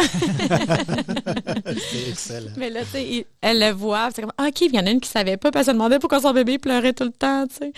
Puis il y en a une autre, il faut qu'elle allaite, là. Mais là, elle était gênée d'allaiter, mais elle se rend compte que l'autre, elle allaite, puis elle n'a pas de problème, mais c'est son 3e, puis... T'sais. Fait que ça aussi, là, ça rend de l'accessibilité parce qu'elle vient peut-être d'un milieu où personne allaitait. Fait que c'est de côtoyer. Puis, moi, je dis tout le temps, chez Bougeotte, là, t'arrives cerné jusque-là, la couette sur le bord, on s'en fout, là. Avec ton bébé, là, que tu peux changer ta couche n'importe où. C'est ça, la vie. On te prend comme t'es, puis on part de là. C'est excellent, ça. Puis, côté tout ce qui est nutrition, alimentation, sans trop rentrer dans les détails, mais est-ce que tu aurais des grandes lignes directrices, soit pendant la grossesse ou peut-être par après, comment reprendre le dessus peut-être des petites habitudes qui sont arrivées qui sont pas qui sont un peu néfastes, quoi que ce soit. T'aurais-tu des petits trucs à donner? Je suis vraiment pas nutritionniste, mais moi, je pense qu'il n'y a rien qui change en grossesse dans la vie. On veut bien manger, boire de l'eau, pas juste du café. Mais sinon, en fait, l'alimentation devrait être la même à part les choses contre-indiquées là, à manger durant la grossesse. Mais le corps s'adapte. Puis habituellement, la mère bouge un petit peu moins quand même durant sa grossesse, fait qu'elle n'a pas nécessairement besoin d'augmenter ses calories. Je pense qu'en moyenne, ça serait 500 calories à prendre de plus. C'est rien, c'est l'équivalent d'un verre de lait. Ouais. Je veux dire... Oui, c'est une fausse mentalité de dire que parce que tu es enceinte, il faut que tu manges plus. Non, c'est complètement... Puis c'est même pas manger mieux. Les affaires, là. Oui, c'est tout le temps bien manger. Tu sais, moi, la fameuse règle du 80-20, j'y crois pas mal. Là. Regarde, si tu manges 80% du temps bien, là, ton corps va être heureux. Là, tu sais, garde-toi le 20% qui reste. Puis en postnatal, la seule chose que je dirais à faire attention, c'est de pas rentrer dans des régimes, là, de vraiment éviter ça parce que si on descend là, le nombre de calories à moins 1500 calories par jour, là, c'est sûr que c'est des études, c'est des moyennes, mais là, ça pourrait nuire justement vraiment à la production du lait ou des choses comme ça. Mais sinon, sérieusement, là, c'est tant mieux. C'est ça, présentement qu'on parle, là, c'est l'alimentation intuitive. C'est manger à sa faim, bien manger. Ça devrait pas être compliqué. Il faut être à l'écoute de son corps. La planète donne des bons aliments pour se nourrir, mangeons-les. C'est surtout que le postnatal, qu'est-ce qui est difficile, c'est que les hormones sont complètement déréglées. La petite gréline, avec la fatigue, le fait que tu n'aies pas des cycles de sommeil complets, c'est ça qui fait en sorte que dans le jour, tu as l'impression d'avoir faim tout le temps. Puis c'est comme... C'est ça qui est difficile à gérer. Là. Ouais. Parce qu'écouter son corps, c'est une chose, mais quand c'est ton corps qui est en train de te mentir, oui, quand mais c'est ton corps il ment pas souvent. Il ment pas souvent. On produit du lait, le métabolisme est augmenté aussi. Donc, la maman, si elle a faim, elle est mieux de manger, mais qu'elle choisisse des bons aliments. C'est ça, c'est de ne pas se pitcher dans le sucre. C'est surtout ça, en fait. Ça, comme facile, tout le monde. C'est la première chose qu'on fait. C'est ça, quand on est fatigué, on n'a pas la barre de chocolat. On parle des femmes enceintes, mais ça peut être autant que toi et moi, Charles. Là. Je ne sais pas de quoi tu parles. Au début de la pandémie, j'ai mangé 2 gros pots de glosettes de chez Costco. Je suis monté à 192 livres. Juste par rapport à ça, je trouve que les mamans, ils ont assez de choses à s'occuper aussi. Puis, on ne parle jamais de poids chez Bougeotte et Placotine, soit dit en passant. Premièrement, il n'y a pas un bon poids ou un mauvais poids. Là. On essaie de tasser les standards de beauté. Ça, c'est la première chose qu'on essaie de faire aussi. On essaie de rendre des mères à prendre soin d'elles puis à être actives. Fait que, jamais on va parler. Nous, on les rééduque. On veut qu'elles aient un corps qui est fort. On veut qu'elles ne soient pas blessées, qu'elles puissent bouger. Puis rendu là, le reste ne nous appartient plus. Donc, on n'embarque pas beaucoup là, dans ces idéaux-là de médias sociaux que les femmes perdent le poids ou que la matante va dire au party de Noël « Hé, tu rentres pas encore dans ta jupe. » On essaie de complètement pas rentrer là-dedans. Non, c'est tellement, ça diffère d'une personne à l'autre. Puis c'est pas, de toute façon, c'est pas ça l'important. Si les bonnes habitudes de vie sont là, le reste va suivre tôt ou tard. On veut juste qu'elle soit bien dans son corps. En fait, la perte de poids va être la conséquence. Il ne faut pas que ce soit l'objectif premier, ça va juste être... Le résultat. Oui, c'est ça, je le dis, pas par la conséquence, mais oui, ça va être le résultat d'une bonne habitude des bonnes habitudes de vie. Oui. Tout à fait. Écoute, Sarah, j'aimerais ça conclure avec le post-natal. Oui. Fait que, là, on a parlé beaucoup de la mère. Fait que si on chiffre le focus un peu sur bébé. Mm-hmm. Tu parlais tout à l'heure d'un bébé qui pleure. Qui n'est pas du tout ma spécialité. Non, c'est ça. Il y en a juste 3. Ben oui. Il y en a juste 3, c'est ça. Je suis spécialiste de mes bébés. Oui, c'est ça. Ben, à ce moment-là, parle-nous de toi, comment tu l'as vécu. C'est un bébé qui pleure ou un bébé, on va dire, difficile ou quoi que ce soit. Est-ce que tu as des petits trucs ou est-ce que tu as juste, ça porterait à aller consulter ou juste des petits cues pour que la maman ensuite qui a fait sa job de, oui, s'entraîner, mais un coup qui est rendu à la maison, les inquiétudes qu'elle pourrait avoir, qu'est-ce qu'elle peut faire pour se sécuriser? Pas pour régler les problèmes, mais pour se sécuriser. Mais je vais vraiment parler comme en mon nom, mais comme je suis vraiment pas une professionnelle de la santé du bébé, là, fait que Julie, écoute, tu peux partager ton expérience. Mais tu sais... Parce qu'un bébé à base, les mamans, ils ont accès à un médecin. Là, ils ont accès. Là, c'est vrai que les bébés, ils font, ça va pas bien ou ils pleurent tout le temps. Mais en fait, je pense que c'est de connaître ses ressources. Je pense que c'est la première chose. La maman doit connaître ses ressources. L'allaitement, si ça va pas bien, d'être prête à avoir les ressources prêtes parce que un allaitement qui va pas bien, ça peut faire mal. On allaite beaucoup dans les premières journées, les premiers mois, les premières semaines. Donc, et sinon, tout ce qui est reflux, un bébé qui fait des bulles, qui boit mal et tout ça, c'est vraiment de se retourner, vers le professionnel de la santé. Ils ont accès aux infirmières, au CLSC, à des aides naturelles, peu importe. Et en plus, avec Facebook aujourd'hui, moi, j'ai eu un bébé reflux. Un bébé oui. Un bébé Facebook, ça aurait pu. Bon, fait que j'ai eu un bébé reflux. Puis bref, il y a quand même eu des groupes bébés allergies et tout ça. Là, fait que il y a beaucoup d'entraide aussi qu'on est capable d'aller chercher. Mais je pense effectivement que c'est un des meilleurs conseils qu'il n'y a pas, c'est de s'entourer puis de ne pas hésiter à en parler. C'est d'oser finalement. Puis demander, comme nous, on se dit, là aujourd'hui, on est comme, allez voir un professionnel de la santé, tu sais. Un kin spécialisé en périnate, si vous êtes enceinte, ben j'irais même chose, tu sais. Allez voir un professionnel de la santé, tu sais, c'est des beaux groupes de soutien, les groupes Facebook et tout ça, mais il y a beaucoup de monde qui se prennent pour des professionnels. Pour les médecins. Oui, non. Mais je veux dire, des fois, c'est juste le c'est nommer. rassurant de voir aussi que tu n'es pas toute seule dans cette situation-là. Puis là, cette personne-là a déjà vécu ça avant toi, fait qu'elle va dire, moi, je t'allais consulter, une telle, fait que vas-y, tu sais. Fait que c'est juste d'être capable de se référer entre mamans, là, par puis on réfère beaucoup, là, nous, on collabore beaucoup avec des physios, pédiatriques, des ostéos et tout ça. Fait que c'est vraiment, c'est ça, de pas d'oser référer. Exactement, parce que c'est sûr qu'on en parle un peu en ostéo, mais un bébé qui pleure tout le temps, oui, ça pourrait être sa normalité, mais c'est pas censé. Non, mais moi, ma première a pleuré une chose. Je l'appelais un bébé à besoin intense. Puis comment tu as vécu ça? Ça a-tu été dur sur ton énergie, sur ton sport? Difficile. Je m'en allais faire un postpartum. Ouais, j'étais à Sherbrooke, toute seule, on était jeunes. Ma sage-femme, à un moment donné, a dit, là, t'allaites, tu donnes le bébé à ton chum, puis tu t'en vas... elle dit, je m'en fous de ton plancher pelvien, tu t'en vas courir dans le bois. Mais je suis allée marcher finalement avec mon chien à ce moment-là, mais tu sais, elle m'a sensibilisée à prendre du temps pour moi, parce qu'elle faisait des coliques, là, genre, on n'en peut finir ma première. Mais ça m'a servi parce que j'en ai eu des clientes qui ont eu des bébés qui n'avaient rien au niveau de la santé. Peut-être là, un traitement ostéopathique ou peut-être des inconforts. Mais moi, elle a 10 ans. Puis, elle est intense encore. Une belle intensité. Là, elle contrôle son intensité. C'est sa personnalité. C'est ça. Quand elle était bébé, c'était...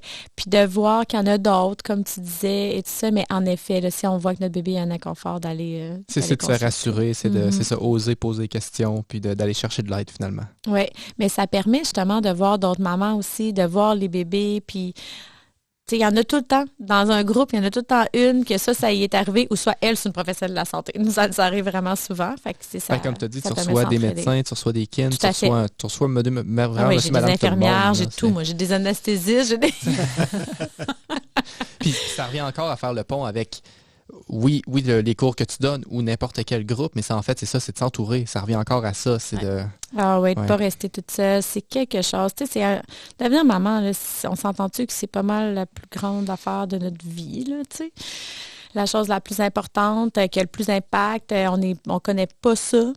Non. Tant qu'on n'est pas une maman, on ne le sait pas. Il n'y a pas de guide qui vient avec le bébé. Pas de recette. Puis il y a quelqu'un qui m'a dit dernièrement, on fait du mieux qu'on peut, puis si tu pouvais faire mieux, tu ferais certainement mieux. Fait que mets-toi pas de pression à vouloir faire mieux. Ce que tu fais, c'est déjà le mieux que tu peux ça, avec les connaissances. C'est tellement important à dire. Là. C'est tellement ça. Fait que moi, à chaque fois que des fois, je me dis « Ah, mais semble, je suis pas sûre. » Regarde, là, en ce moment, aujourd'hui, c'est ça le meilleur de moi que je peux donner. Avec tes connaissances, ton énergie, là présentement. Les mamans, ils ont la culpabilité facile. Ouais. Fait que juste de se rappeler qu'on fait du mieux qu'on peut. Puis si on avait la possibilité de faire plus, on le ferait. Fait que ça veut dire que là, c'est le mieux qu'on fait. Et moi, je vais te dire bravo pour ton travail, sincèrement. Merci. Tu es une pionnière, probablement. Tu es là pour faire beaucoup d'éducation, puis réveiller bien des consciences. Puis je vais donner quand même un thumbs up à toute mon équipe, là, parce qu'on avait un colloque en fin de semaine. Là. Non, puis tu sais, les filles embarquent, puis ils veulent, puis on a des témoignages, puis tu sais, ils échangent les vies des mamans, puis ils se donnent, puis tu sais, ils prennent soin des clientes et tout ça. Fait que tu sais, je suis pas... moi, c'est juste parce que je dis souvent, moi, j'ai eu l'idée, puis j'ai eu le guts. Mais il y en a qui entretiennent pas mal. Ça prend des faiseux autour de nous autres. Hein? Une gang de passionnés. Bon, ben tout le monde, on a quand même 1h13 de fête. Hein? Ça passe comme... Ça passe super fou. Tu vas revenir nous voir quand même. Ça va tellement faire plaisir, oui. Il semble qu'on pourrait en parler encore pendant des heures. Oui, je pense qu'on peut faire On peut refaire une autre émission. D'ailleurs, on va refaire une autre émission là-dessus. Et puis, moi, pour les gens qui nous écoutent sur YouTube, vous nous faites un beau pouce si vous avez aimé l'émission. Si vous voulez vous abonner, tant mieux. Et puis, vous faites sonner la petite cloche à côté pour avoir les notifications qu'on va sortir les épisodes. Pour ceux qui nous écoutent sur les autres plateformes, c'est juste de propager la bonne nouvelle. Là-dessus, on vous dit à la prochaine. Ciao. Ciao. Bye.